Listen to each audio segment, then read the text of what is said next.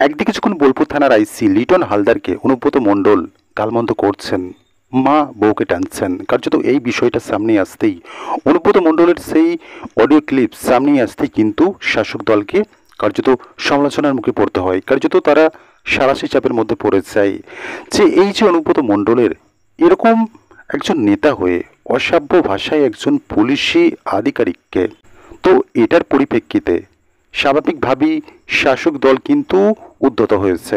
তড়িঘড়ি তারা পদক্ষেপ গ্রহণ করেছে অনুব্রত মণ্ডলের বিরুদ্ধে, যাতে সমালোচনার ঝড়ের মুখে না পড়তে হয় শাসক দলকে। তারপর আমরা দেখছি বীরভূম জেলার একজন শাসক দলের ছাত্র পরিষদের সভাপতি বিক্রমজিৎ সাউ, তিনিও কিন্তু নেমে পড়ছেন ময়দানে। লিটন সরকারকে তিনিও সমালোচনা করছেন। অনুব্রত মণ্ডলের মন্তব্যের পর তাকে সমর্থন জানাচ্ছে। কার্যত এই বিষয়টাও কিন্তু সামনে আসার পর এই যে বিক্রমজিৎ সাউ শাসক দলের ছাত্র নেতা, তিনিও লিটন হালদারকে বোলপুর থানার আইসিকে নিশানা করছেন। তিনি কি বলছেন, লিটন হালদারের দম থাকলে, বুকের পাটা থাকলে সত্যি কথাটা জানাও। বালিঘাট থেকে বোলপুর সাধারণ মানুষকে নিয়ে যে ছিনিমিনি খেলছো, তুমি অনুব্রত নামক শক্তিকে নিজের অপকর্মের মাধ্যমে দমানোর চেষ্টা করো।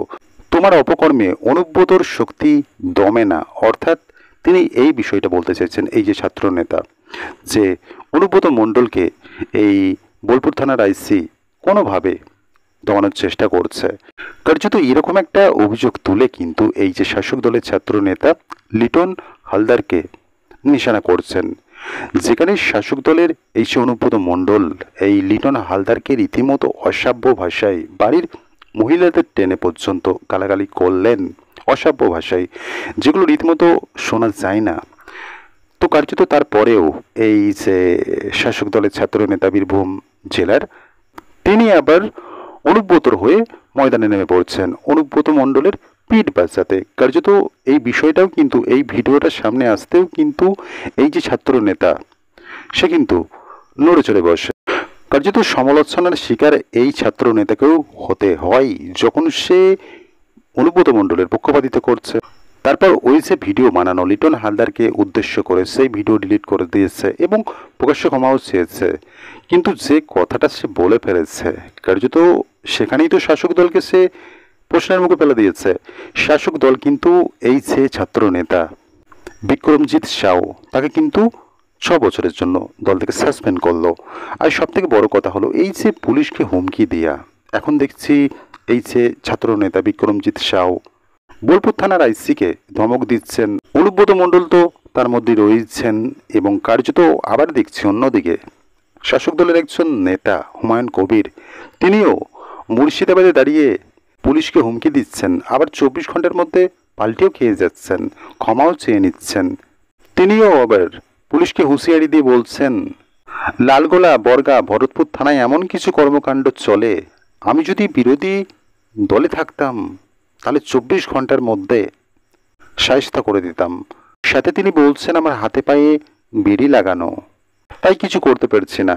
কিন্তু এই সমস্ত মন্তব্য যখন তিনি করছেন, আবার পরবর্তীতেই দেখছি তিনি ক্ষমাও চেয়ে নিচ্ছেন।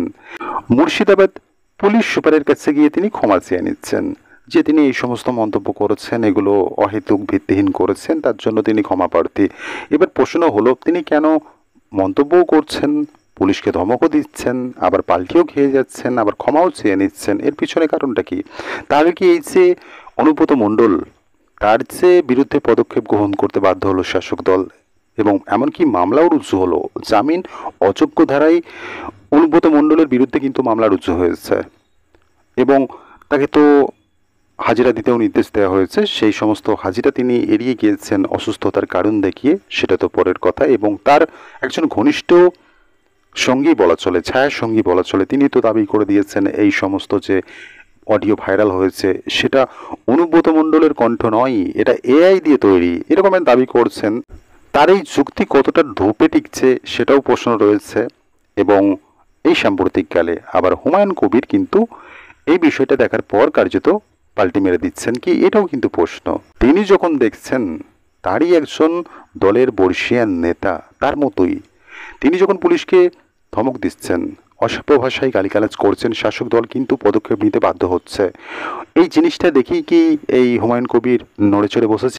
তিনি পুলিশকে ধমক দেওয়ার পর হয়তো এরকম ভাবনা চিন্তা করেছেন যে অনুব্রত মণ্ডল তো এহেন আচরণ করলো, অসভ্য ভাষায় পুলিশকে গালিগালাজ করলো, ধমক দিল, তারপর কিন্তু শাসক দল কার্যত চাপে পড়ে পদক্ষেপ নিতে বাধ্য হলো।